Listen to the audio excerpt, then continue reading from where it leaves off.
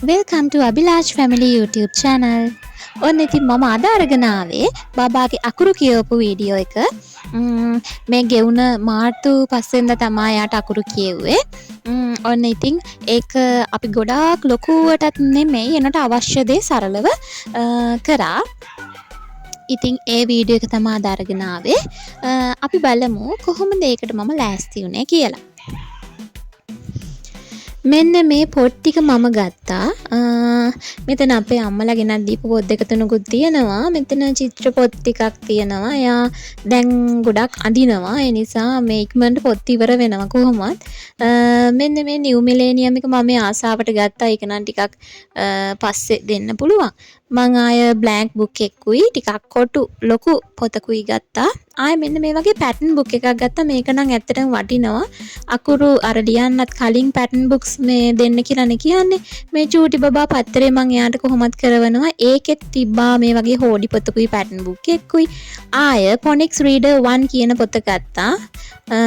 ආය මෙන්න මේ වගේ dotted lines තියෙන English අකුරු තියෙන පොතකුත් ගත්තා. ආයි සිංහල හෝඩිය ඒක කොහොමද ඕනේ මේක මම පැත්තකින් තිබ්බා. මේක දැන් මම පැක් කරන්න යන්නේ මේ ටික යාට gift ටිකක් විදිහට. ඒ නිසා හෝඩි පොත ඕන නිසා ඒක පැත්තකින් තිබ්බා. ඔන්න මේ මෙන්න මේ හිදැස්පත් ගත්තා. ඒක ඉස්කෝලේටත් ඕන වෙනවා. ඊට කලින් අපිට යූස් කරන්නත් පුළුවන්. මම මේ පැන්සල් ටිකකුයි මේවා දාලා හදාගත්ත එකක්. මේවා නම් මං ආසාවට ගත්ත බඩු. ඇත්තටම යාට අවශ්‍යත් වෙනවා. ඉතින් ඒකට මාත් ආසයි ඇත්තටම මෙන්න මේ වගේ ලස්සන බඩු වලට. ඒ නිසා ඔන්න දැක්කහම මම අරගෙන තියාගත්තා. මේකේ තියෙන්නේ නම්බර්ස්ුයි ඉංග්‍රීසි අකුරුයි. මේකේ තියෙන සිංහල අකුරු ටිකක්. ඒකත් වැදගත්. මෙයාට හොඳයි කියලා මට හිතුණා. මේකත් ලස්සන මේ කාන්දම් පෙට්ටිය. ඔයාලට මතක ඇති අපිත් ඉස්කෝලේ යනකොට මේවට හරි ආසයි. ඉතින් ආයෙත් ඉස්කෝලේ ගියා වගේ තමයි ඉතින් මාත් මේවා අරගෙන ආවා. මෙන්න මේ LCD පැනල් එකකුත් ගත්තා. යාට ඒක කලිනුත් මං ගෙනත් දීලා තිබ්බේ. ඉතින් ඔන්න ඔය විදිහට මම පැක් කරන්න පටන් ගත්තා එයාගේ බඩු ටික.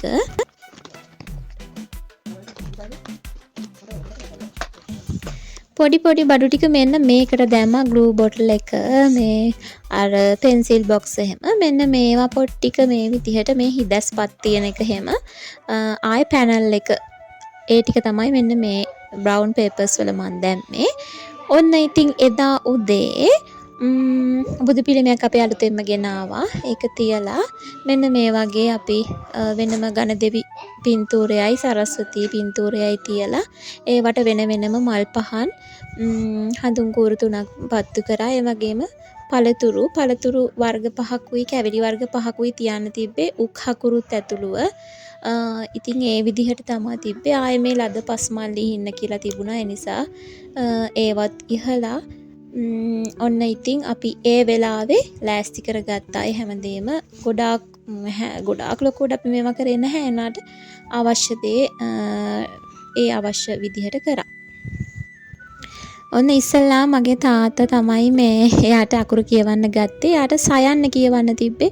මං ඒ නිසා සිංහල සයන්නෙන් තියෙන වචන ටිකකුයි ඒ වගේම එස් අකුරෙන් වචන ටිකකුයි print outs දෙකකුත් දාගෙන ආවා.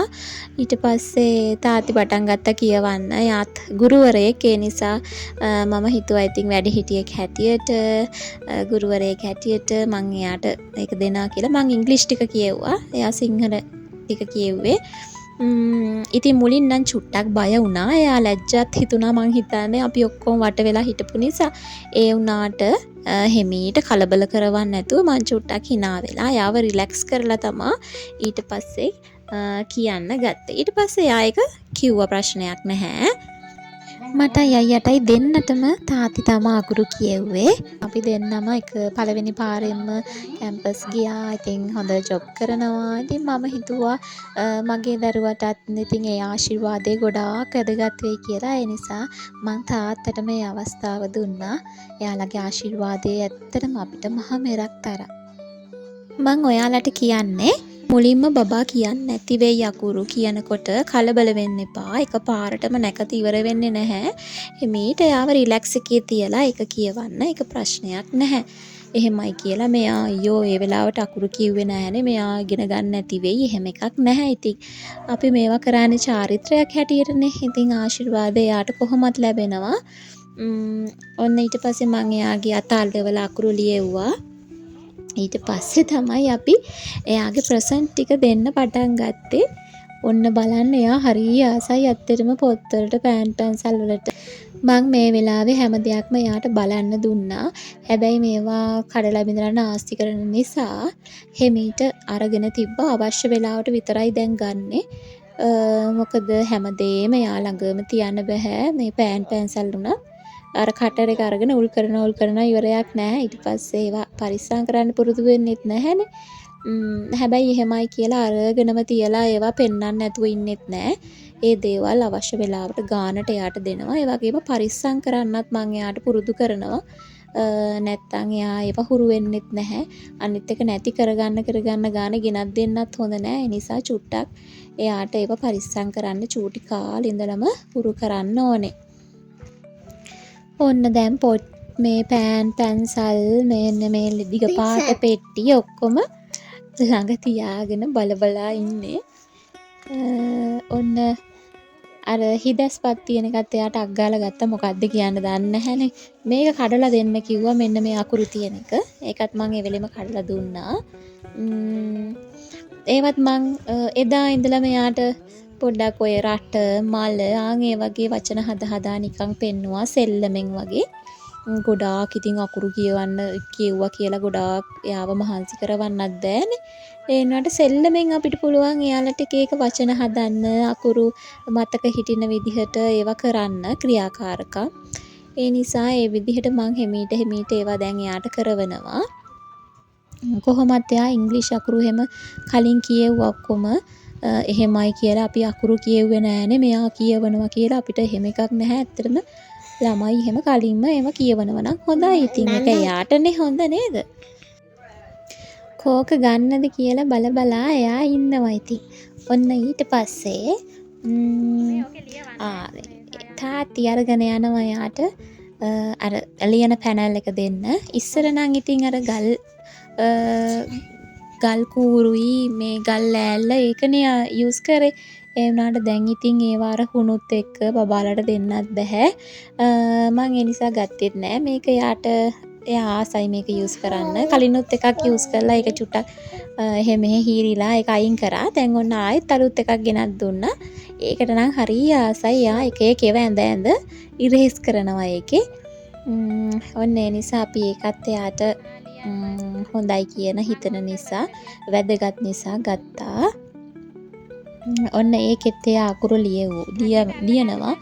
ඔන්න දැන් හස්බන්ඩ්ුත් ඒක එයාගේ අතත් අල්ලලා ලියුවා. මේ මුලින්ම සයන්න තිබ්බ හින්දා සයන්න තමයි ලියුවේ. එයා පැන්සල් අල්ලන්න හුරු වෙලා හිටියේ අර මේ චිත්‍ර අඳිනවා වගේ. ගම් හරහා දාලා තමයි අල්ලන්නේ. ඒ වුණාට දැන් අපි ටික හුරු කරා මෙහෙමයි හරියට අල්ලන්න පුතේ කිව්වම දැන් ටිකක් එක හරියට අල්ලගෙන ලියනවා. නැත්තම් එයාට අපහසුයි නේ. ඒක එයා හුරුමුණොත් එහෙම දිගටම ඒ නිසා දැන් එයාට හරියට අරලා ලියන්න අපි හුරු කරවනවා ටික. ගොඩාක් ප්‍රෙෂර් කරන්නත් හොඳ නෑ. මොකද අකුරු ලියන එක වදයක් විදිහට හිතුනොත් එයාගේ මොළේ සංවර්ධනයේදී ඒක එයාට අහිතකර විදිහට බලපාන්න පුළුවන්. ඒ නිසා එයාට අකුරු ලියන එක ඉගෙන ගන්න එක හරි ආස හිතෙන ලස්සන වැඩක් හැටියට අපි එයාට රිලැක්ස් එකේ තමයි ඒක බොහොම පරිස්සමෙන් දෙන්නේ. ඒ නිසා එයාට ඒක ලොකු වෙනකම්ම එයාගේ මනසට බලපානවානේ. ඉතින් ඔයාලටත් මං කියන්නේ එයාට ආස හිතෙන විදිහට ක්‍රියාකාරකම් වලින් ප්‍රෙෂර් කරන්නේ නැතුව එහෙම එයාට ගොඩක් සහයෝගය දෙන්න ළඟින් ඉඳගෙන ඒ දේවල් කරන්න. ඔන්න ඉතින් මං ඊට පස්සේ තමයි එයාට පොත් ටික මෙන්න මේ විදිහට අන්පැක් කරලා දුන්නේ. මෙන්න මේ පොත් නම් ඉතින් දවසින් ඉවර කරනවා. බ්ලැන්ක් බුක් එකකුයි කොටු පොතකුයි තියෙනවා. මේක ඉංග්‍රීසි අකුරු ටිකුයි නම්බර්ස්ුයි තියෙන. ඒකටත් හරි ආසයි. බලන්නකෝ hina වෙලා ගත්තේ. ඔන්න බුක්ස් ටික එයාට මම එකින් එක දෙනවා. හරි ආසයි ඒවට ගන්නවා. හැබැයි නාස්ති කරන්නෙත් නැහැ. එහෙම දැන් එයාට පොත් වලට ආදරේ කරන්න, පොත් වැටුනහම වැඳලා ගන්න, පොත් එකට උම්ම එකක් දෙන්න එහෙම කියලා එයාව ඒවට ආදරේ කරනවා. මෙන්න මේ අපි කේක් එකකුත් හැදුවා ළඟ ගෙදර නංගි කෙනෙකුට කියලා එයා තමයි අපිට හදවලා දුන්නේ. ඔන්න ඒකත් ලස්සනට තිබ්බා. අපි ආයන්න ගහලා ගුඩ්ලක් අබී කියලා ගහලා අකුරු ටිකක් ඉතින් දාලා ඒක සරලව හදාගත්තා. ඔන්න මේ විදිහට තමයි අපේ බබාගේ first letter reading ceremony නැත්නම් අකුරු කියවීමේ උත්සවය ඉවර වුණේ. ඉතින් ගොඩක් සතුටුයි. යාට අවුරුදු 2මාරයි. 2මාර පහුණා විතරයි. ඉතින් 3ට කලින් කොහොමත් කියවන්න ඕනේනේ.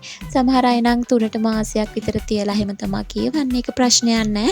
එක එක්කිනාට කැමති විදිහට බබාට ගොඩක් තේරෙන්නේ නෑනේ කියලා හිතලා එහෙමත් කරනවා. හැබැයි මෙහෙමයි ඉතින් බබාට පැන්සලක් අල්ලන්නවත් දෙන්නේ නැතුව අකුරු කියෙව්වට පස්සේ මේක කරනවා කියලා හිතන්නේ නැතුව බබාට චුට්ටක් පැන්සල් පාට කෑලි එහෙම අල්ලගෙන අඳින්න ඉඩ දෙන්න. අපේ නම් බිත්ති එහෙම ඉවරම කරලා තියෙන්නේ. කරන්න දෙයක් නෑ. ඉතින් අවුරුද්දක් දෙකක් ගිහිල්ලා ආයි කලර් වොෂ් කරනවා. මොනා කරන්නද? එයා ආසයිනේ. ඉතින් ඒව ලියන්න. ඔන්න ඉතින් එයා කේක් එකත් කපලා කාලා මෙන්න මේ අකුරු වලින් එයා ඉතින් වැඩ. ඔන්න ඔය විදිහට අපි අපේ බබාගේ ඒ වැඩෙත් ඉවර කරා. හරි සතුටුයි. ඉතින් අපේ එකම බලාපොරොත්තුව එයා හොඳට ඉගෙනගෙන ඒ වගේම ඉගෙන ගත්තට විතරක් මදි. හොඳ ගති ගුණත් එක්ක මේ සමාජයේ බබලවන චරිතයක් කරන්න තමයි අපි හැමෝම මම විතරක් නෙමෙයි ඔයාලා හැමෝම තමන්ගේ දරුවන් ගැන එහෙම තමයි බලාපොරොත්තු වෙන්නේ. ඉතින් මම ප්‍රාර්ථනා කරනවා මගේ බලාපොරොත්තුවත් ඔබේ බලාපොරොත්තුවත් ඔක්කොම ඉෂ්ට වෙලා මේ ලෝකේ ලස්සනම ලස්සන ලෝකයක් කරන්න අපේ දරුවෝ ඒ විදිහට හැදෙන්න කියලා. ඉතින් අපේ අම්මලත් එක්කත් මේ විදිහට ෆොටෝස් අරගෙන අපි ඒ මොහොත සතුටින් ගත කරා. ඉතින් ආයෙත් දවසක ලස්සන වීඩියෝ එකක් අරගෙන එන්නම්. ඔයාලට සුබ දවසක්. ඒ වගේම අපිව සබ්ස්ක්‍රයිබ් කරන්නත් අමතක කරන්න එපා.